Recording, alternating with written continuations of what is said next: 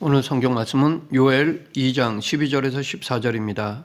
요엘이라는 이름은 여호와는 하나님이시다라는 뜻입니다. 요엘 선지자가 활동하던 시대는 남유다 요아스의 통치 시기로 이 시기는 종교, 정치적으로 매우 불안정한 시대였습니다.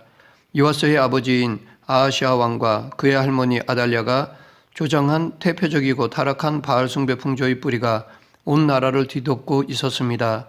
이에 아달랴를 몰아내고 왕에 오른 요아스가 대제사장 여호야다와 함께 종교개혁을 단행하기는 했지만 그의 정신적 지주였던 여호야다가 세상을 떠나자 이내 종교개혁의 열정을 상실하고 말년에는 흐지부지 종교개혁 의지를 포기하고 백성들의 태폐적이고 타락한 우상숭배를 묵인하였습니다.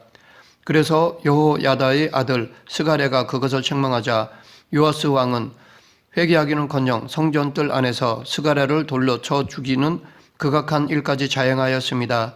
이로써 다시 남유다에는 하나님을 믿는 신앙이 사라지고 주변 국가의 다신론적 세속적 기류에 휩싸여 선민 국가로서의 고유한 정체성을 상실한 채 그저 우상을 섬기며 이 세상의 욕심을 따라 사는 세상 나라 중에 하나로 변질되어 가고 있었습니다.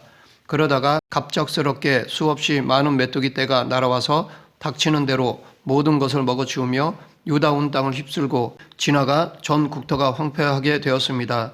게다가 극심한 가뭄까지 겹쳐 백성들의 굶주림과 고통은 극에 달하게 되었습니다. 그러자 백성들은 이제 남유다는 하나님의 심판으로 완전히 망하게 되었다고 절망하는 자들과 반대로 이것은 그저 우연한 자연재해일 뿐 잠시 후 이번 위기가 지나가면 모든 것이 다시 정상화될 것이라는 두 가지 견해가 대립하게 되었습니다. 이에 하나님께서는 요엘 선지자를 보내셔서 이 메뚜기 재앙은 단순한 자연재해가 아니라 하나님께 범죄한 남유다에게 보이는 초자연적 징조임을 전하였습니다. 그리고 이 재앙은 장차 다가올 여호와의 날의 계시이며 이 날에 온 하늘과 땅에 심판이 내려질 것이지만 그러나 이 예언의 말씀을 듣고 죄를 회개하고 돌이킨다면 그 심판을 면하고 구원받게 될 것임을 말씀하셨습니다. 그리고 온 세상의 마지막 날로서의 여호와의 날이 오기 전에 그 징조로 일어날 말세의 몇몇 기이한 사건들을 미리 예고하신 것은 지금 우리들이 심판의 그 날을 맞이하는 바른 자세를 갖추도록 하기 위함입니다. 그러하기에 이 요엘서는 당대의 역사적 실제 사건인 메뚜기 대재앙을 비유로 말씀하면서 세상을 심판하는 여호와의 날에는 악인에 대한 심판뿐 아니라 의인의 구원도 함께 일어나게 될 것임을 예언하는 심판보다는 구원을 선포하는 예언서라고 할 수 있습니다.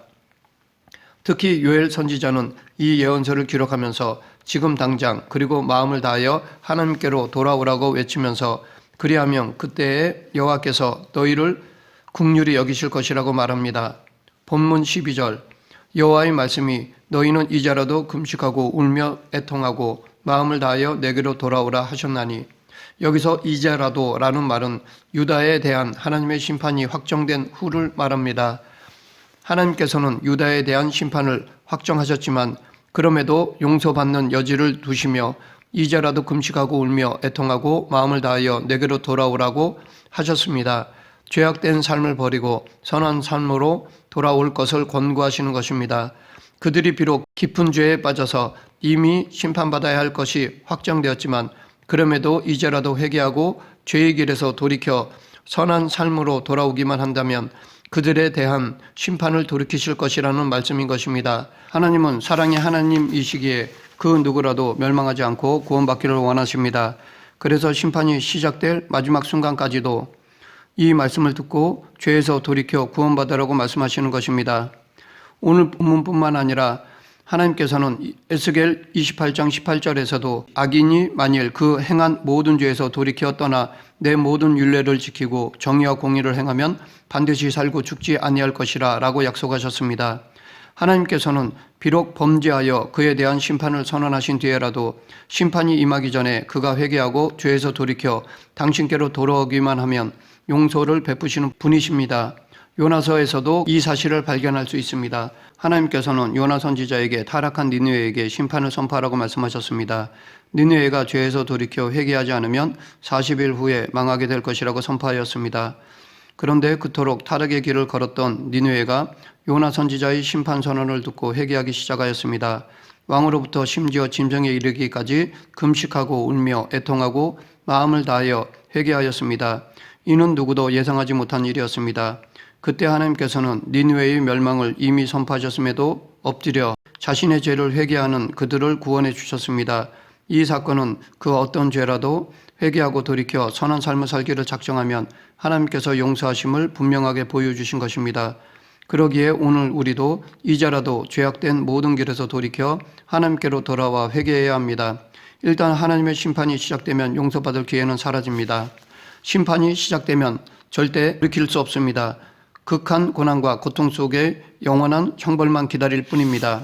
그러하기에 아직 시작되지 않은 하나님의 심판을 보면서 이제라도 돌이켜 회개하여 심판에서 구원받는 우리들이 되어야 하는 것입니다. 가장 늦었다고 생각할 때가 가장 빠른 때라는 말이 있습니다. 구원받기에 너무 늦은 때라고 생각할 만한 인생은 없습니다. 지금 결단하고 지금 회개하고 돌이킨다면 구원이 우리에게 임하는 은혜를 받게 되는 것입니다. 그래서 고린도후서 6장 2절에 이와 관련해 보라 지금은 은혜 받을 만한 때요 보라 지금은 구원의 날이로다 라고 말하고 있습니다. 이는 지금 은혜를 받아야 한다는 말씀입니다. 마지막 심판의 날이 임하기까지 누구에게나 구원의 기회가 주어지지만 그러나 그 구원의 기회는 오직 지금뿐입니다. 지금을 놓치면 구원의 기회는 영영 오지 않을 수도 있습니다. 그러므로 혹 죄를 지었다면 지체하지 말고 지금 회개해야 합니다. 그렇다면 우리는 어떻게 회개해야 할까요? 13절 너희는 옷을 찢지 말고 마음을 찢고 너희 하나님 여호와께로 돌아올지어다. 그는 은혜로우시며 자비로우시며 노하기를 더디하시며 인애가 크시사 뜻을 돌이켜 재앙을 내리지 아니하시나니. 여기 옷을 찢는다라는 것은 하나님 앞에서 자신을 숨기거나 감추지 않고 있는 모습 그대로 나와 용서를 구하는 것입니다. 벌거벗은 채 하나님께 자기의 모든 것을 다 맡기겠다는 다짐으로 옷을 찢고 회개하는 것입니다. 그런데 당시 이스라엘 백성들은 마음으로 여전히 죄 가운데에 있으면서 남들에게 보이기 위해 겉으로만 옷을 찢었습니다. 그래서 요엘 선지자는 남들에게 보이려고 옷을 찢는 회개가 아니라 진정으로 마음을 찢는 회개와 변화를 요구하고 있는 것입니다. 마음을 찢는다라는 것은 철저한 내적인 변화를 의미합니다. 겉모습은 진실된 하나님의 자녀인 것처럼 보일지 모르지만 정작 실상은 그 심령의 변화가 없는 그러한 회개가 아니라 진정으로 죄악된 우리의 환부를 치료자 되시는 하나님 앞에 드러내어야 합니다. 그리해야 우리의 상한 심령을 하나님께 치유받아 은혜로우시며 자비로우시며 노하기를 더디하시며 인애가 크시사 뜻을 돌이켜 재앙을 내리지 아니하시는 하나님을 만날 수 있게 되는 것입니다. 하나님께서 보시는 것은 눈에 보여지는 우리의 은사나 체험이나 봉사의 유무가 아니라 보여지지 않는 내적 변화와 내적 성숙입니다. 손들고 열정적으로 찬송하고 아멘하고 은혜를 받았다면 반드시 삶 속에서 믿음의 열매가 맺혀야 합니다. 즉 자신을 부인하고 예수 그리스도를 따르는 순종하는 삶을 살아야 합니다. 그러나 많은 성도들이 이러한 하나님의 자녀답게 사는 데에 실패하고 있습니다. 신앙은 있는데 생활이 없고 은혜는 많은데 변화는 없고 체험은 많은데 성숙은 없고 신령은 한데 신실하지 못합니다. 지금 한국 교회의 위기는 믿는 사람이 모자라고 비전이 없어서라기보다는 제대로 믿는 사람이 적다는 데에 있다고 볼 수 있습니다. 영과 진리로 드리고자 하는 예배는 있는데 예배로서의 삶은 없습니다.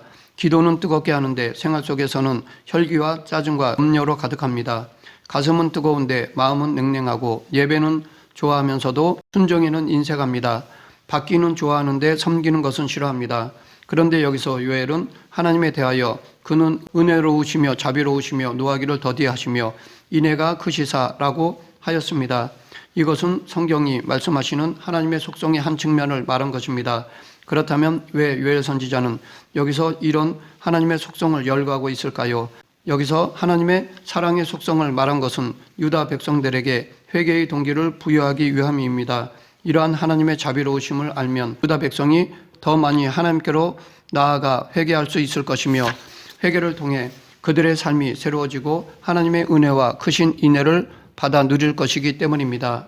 여기서 우리는 바른 신앙생활을 하는 데 있어서 하나님의 성품을 아는 것이 중요하다는 것을 알 수 있습니다. 하나님의 의와 사랑은 완전하고 충분하며 다른 쪽에 전혀 영향을 받거나 간섭을 받지 않습니다. 이 하나님의 의와 하나님의 사랑은 동전의 양면과 같이 서로 떨어지지 않고 늘 함께합니다. 우리는 이 하나님의 속성을 늘 기억해야 합니다.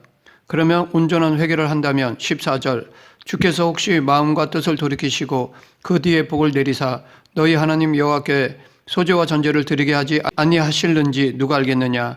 여기서 소제는 곡식을 제물로 삼아 드리는 제사이며 전제는 포도주를 부어 드리는 제사입니다. 하나님께서는 유다가 극심하게 타락했을 때 메뚜기 떼를 보내어 곡식과 포도나무를 다 갉아먹게 하심으로 더 이상 곡식과 포도주를 구할 수 없게 하심으로 소제와 전제를 드릴 수 없게 하셨습니다. 즉 제사를 드리지 못하게 하셨습니다. 하나님께서 이렇게 예배를 폐하신 것은 그들의 제사가 남들에게 보이기 위해 겉으로만 옷을 찢는 죄 가운데 들여진 가증한 것이었기 때문이었습니다. 이러한 예배에 대하여 성경은 사무엘상 15장 22, 23절에서 여호와께서 번제와 다른 제사를 그의 목소리를 청종하는 것을 좋아하심과 같이 좋아하시겠나이까. 순종이 제사보다 낫고 듣는 것이 수장의 기름보다 나으니 이는 거역하는 것은 점치는 죄와 같고 완고한 것은 사신 우상에게 절하는 죄와 같음이라 라고 말하고 있습니다. 하나님은 당신의 백성들이 형식적으로 예배를 드리는 것보다 당신의 말씀에 진심으로 순종하기를 원하시며 죄악 중에 드리는 예배는 가증하게 여기시고 받지 않으신다는 것입니다. 오늘 본문에 하나님께서는 유다 백성들의 예배를 멈추게 하시고 받지 않으신 것은 그들이 죄악 중에 예배를 드렸기 때문이었습니다. 그래서 그들에게 재앙을 보내심으로 그 가증한 예배를 펴신 것입니다. 그러므로 14절에 소제와 전제를 다시 드리게 하신다라는 것은 예배의 회복을 말씀하시는 것으로 이는 메뚜기가 휩쓸고 가서 황폐화된 농가 밭과 포도원이 다시 회복되어 소출이 풍성하게 될 것임을 말씀하시는 것입니다. 즉 그들이 죄에서 돌이켜 회개할 때 이 모든 것이 다시 회복하게 될 것이라는 의미인 것입니다. 하나님께서 그들의 예배를 친히 폐하신 것은 그들이 하나님을 기만하는 가증한 제사를 버리고 진정한 예배를 회복하게 하시려는 목적이 있었던 것입니다. 이처럼 회개는 죄인들을 향한 하나님의 저주와 진노를 그치게 할 뿐 아니라 더 나아가 회개한 자의 삶의 자리에 하나님의 복이 임하도록 합니다. 회개는 단지 하나님의 저주와 진노를 멈추게 하는 것으로 그치지 않습니다. 이것도 회개를 통해 이루어지는 놀라운 역사이지만 회개는 거기서 더 나아가 하나님의 복이 임하게 합니다. 반면 죄는 하나님의 은혜를 진노로 바꾸고 하나님의 복을 저주로 바꿉니다.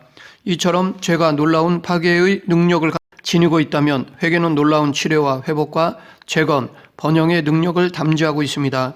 그러기에 우리가 반드시 기억해야 할 것은 하나님께서는 성도들에게 바른 예배 받으시기를 원하신다는 것입니다. 그러므로 우리는 무엇보다도 예배하는 일을 소홀히 여기서는 안 되며 그것이 성도의 제일의 의무라는 사명감을 가지고 하나님을 예배하는 일에 열심을 내야 합니다. 오늘 유다 백성의 모습을 통해 알 수 있는 것처럼 예배의 폐하심은 우리 삶에 큰 불행과 고통을 가져오게 됩니다. 예배가 폐하여진다는 것은 하나님과 우리와의 관계의 단절을 의미하며 하나님과의 관계 단절은 하나님의 은혜로부터 단절을 의미하기 때문입니다. 말씀을 맺겠습니다. 우리의 삶에서 하나님의 은혜를 누리려면 진정한 마음으로 예배를 드려야 합니다. 마음을 다하여 드리는 예배가 하나님의 은혜와 사랑과 힘과 권능을 전달받는 복된 통로가 됩니다. 이렇게 신령과 진정으로 예배를 드리기 위해 우리가 의지적으로 해야 할 것은 죄에 대해서 애통해야 하고 철저히 회개해야 합니다. 그럴 때 하나님의 은혜를 누릴 수 있습니다.